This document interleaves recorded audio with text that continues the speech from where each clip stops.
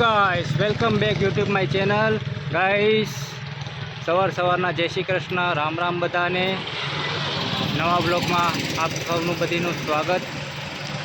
આજે અમે જઈ રહ્યા છીએ દીવ ટુ ઉના. ઉનામાં એક ગહેદ્રી મંદિર છે, ત્યાં અમે જવાના છે દોસ્તો. તો ચાલો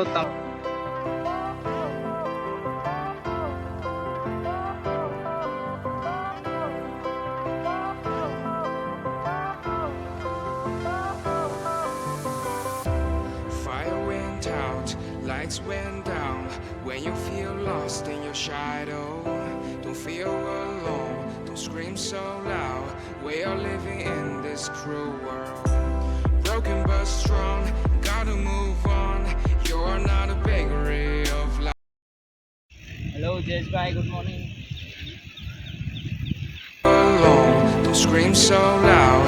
We are living in this cruel world.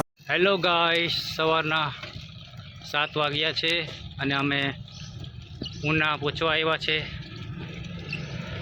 તમને ઉના સિટી બતાવીશું કે ઉના સિટી કેવું છે દોસ્તો. તો આ ઉના છે, આ ઉના સિટી છે, તમે જોઈ શકો છો. આ ટાવર ચોક કહેવાય છે.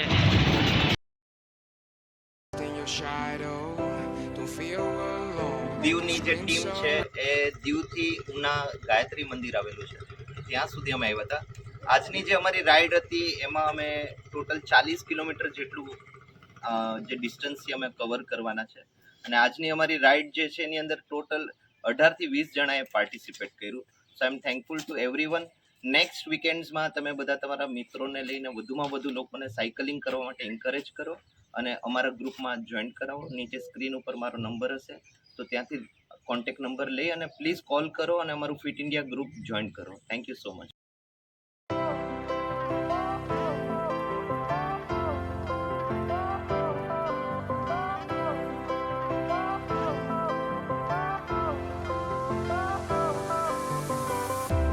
Fire went out, lights went down when you feel lost in your shadow.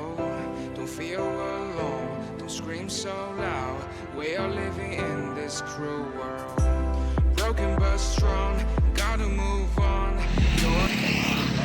Hello guys દોસ્તો, આજે અમે ઉના આવેલા હતા ગાયત્રી મંદિર પાસે અને